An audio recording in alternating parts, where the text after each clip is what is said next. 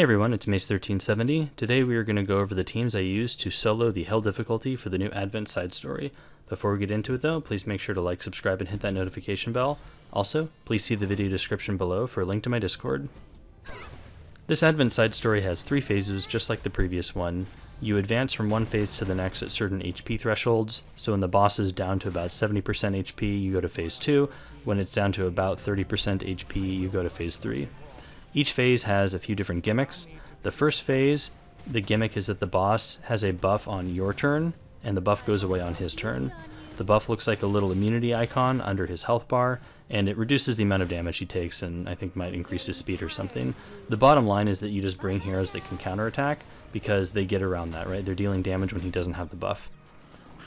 In addition to that, the boss can, put some debuffs on you. Pyrokinesis is the main one. It looks like a little red flame. It's on ML Kalrak right there. It'll decrease the hit chance of the hero it's on, and it also causes them to take damage at the start of the turn. So bringing a cleanser like ML Kalrak is really important. I liked ML Kalrak here as well because he brings attack buff, so it's just going to help you clear the phase faster. You don't have to use him. You can use really any cleanser. I have seen a bunch of people use Elena. I think she's a pretty good option, and there's other ones as well. So essentially 1 cleanser and 2 counter units should get you through phase 1 pretty easily.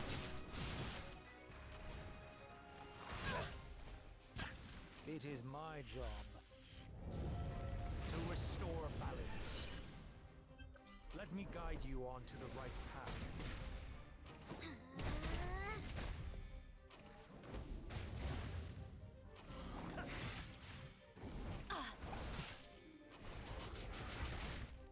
I won't go easy on you.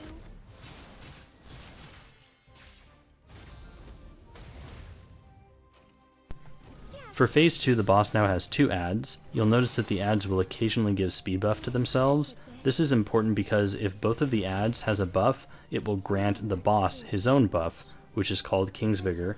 King's Vigor is generally bad news for your team because it increases the boss speed as well as his crit chance and gives him bonus attacks when he attacks you, so you take a lot more damage. You get around this by stripping the buffs off the adds. As long as one of the adds has no buffs, the boss will not have King's Vigor. Carrot is really good for this fight for that reason. Her AoE ability will strip off the speed buffs from the adds and put debuffs on the boss. Debuffs are another important part of phase 2. The boss takes more damage if he has 3 or more debuffs, so Carrot's nice for that reason also. Tamarin is good here because she'll heal the team, CR push you, and her S1 in idle form can strip off the speed buff. Politis is good because another mechanic to this phase is that the boss is constantly CR pushing the adds, and the adds may CR push the boss, I'm not sure, but there's a lot of CR pushing going on, and Politis will reduce the bonuses they get from that. Additionally, she will trigger her skill 2 occasionally when the adds buff themselves, and if you build her with effectiveness, she can strip off the speed buff and do damage and such. I was kind of lazy and just used my standard Politis build that doesn't really have effectiveness, and she dies most of the time on this phase, but it doesn't really matter. Carrot should be used with Edika's Scepter for her artifact because it will give her more chances to skill 3, and that will keep the speed buff off the boss, since you're getting, King's Vigor off the boss since you're stripping the speed buff off the adds. So for the most part, this is just a Carrot show. If you are manually in this phase, I guess you need to be careful to not detonate the burns with Carrot. It can be advantageous to apply the burns and then let Politis deal damage, but for Hell on auto, you can just kind of let things happen and you'll eventually do enough damage to kill the boss. Carrot should be used in the front position because I think that position has a higher likelihood of being attacked, which will put burns onto the boss as well. I do recommend effectiveness for this fight. I think it makes it a lot smoother. You absolutely need to have effectiveness on Carrot. You can probably get away with not using it on Politis. It's also worth noting that you should bring a cleanser to this fight. If you have Pyrokinesis on your DPS, or on any of the heroes for that matter, it will increase their miss chance, and if both of the adds evade an attack, then they full cleanse everything, and I think they might CR push. It's not good for that to happen, so you want to bring a cleanser to get rid of that miss chance on your heroes.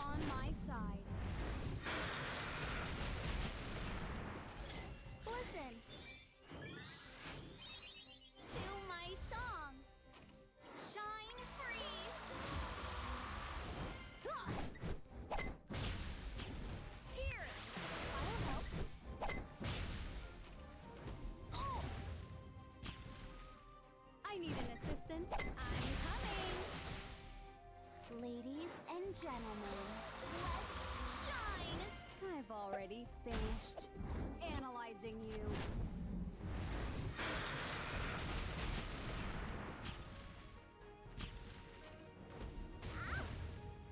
Yes!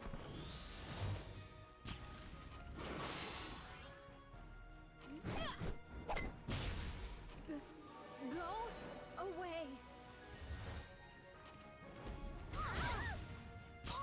I'll show you my secret methodology.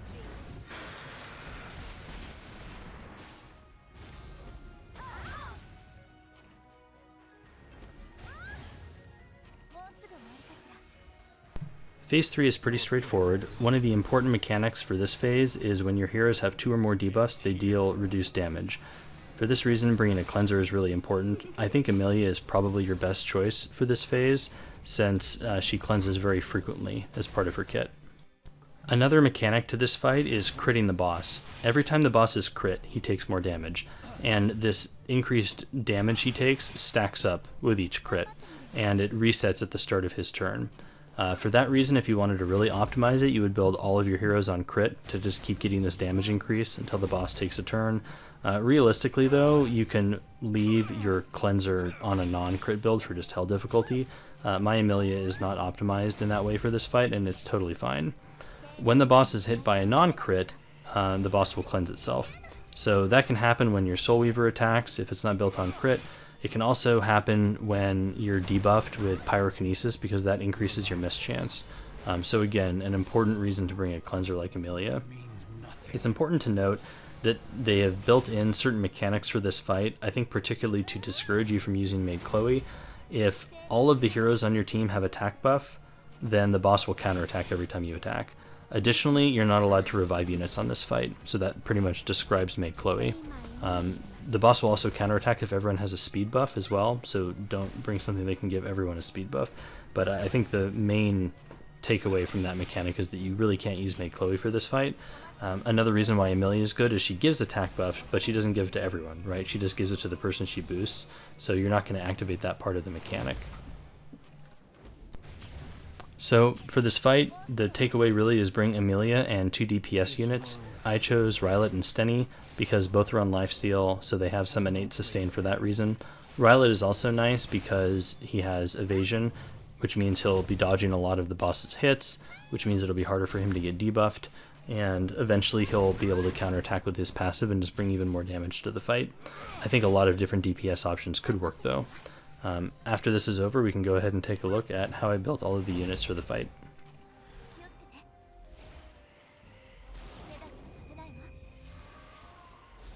Over here.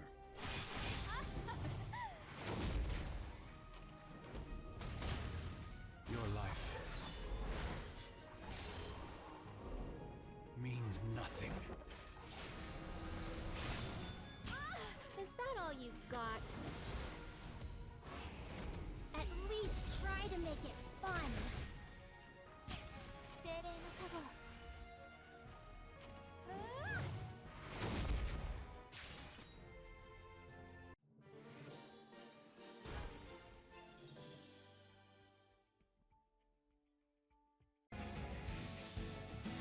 My main focus when I was putting these teams together is that I didn't want to re-gear anything.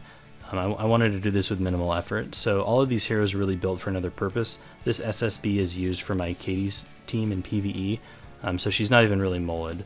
She's on Daydream Joker, which I could be considered unideal because the boss receives 50% damage from Daydream Joker, but it's fine. You just want enough effectiveness on her to be able to land debuffs, which she had. This is my PvP Rem build. You can see she doesn't even have effectiveness for this fight, but it doesn't really matter, she's just here to counter and do damage.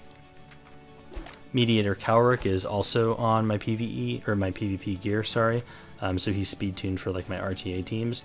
Really, you just need him bulky and fast for this fight, and he'll work just fine. He's really just there to cleanse and give attack buff. So Tamarin is a PvE unit. So this is the build I use for a bunch of stuff like Abyss, or Expos, etc. It's just kind of leftover Soul Weaver gear. I wanted her, like a little fast to take turns and to have enough ER to dodge various mechanics in PvE. Carrot is also on a PvP build. The only difference here is she's typically on Book, so this is one of the few things that I changed for this fight. You really need to have her on Edicus Scepter so that she gets the skill reduce cooldown on her skill 3, and she's constantly removing the speed buff from the ads. Sorry, in phase 2. Politis is on a pure PvP build. She does have some baked in effectiveness to her stats, which isn't on the gear, so that's helpful. I think if you wanted to optimize her, you would build her tankier and give her a little more effectiveness.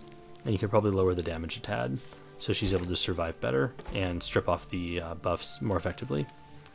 Amelia is on a PvP build. She's just fast, bulky, and has enough ER to not get, provoked by random things in RTA.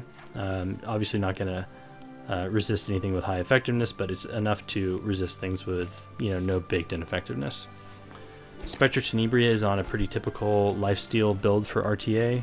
This is a very common stat spread where she's speed tuned around 185 and has about 3500 and 250 attack. A little bit higher damage for this build, I guess, than you might typically see with her.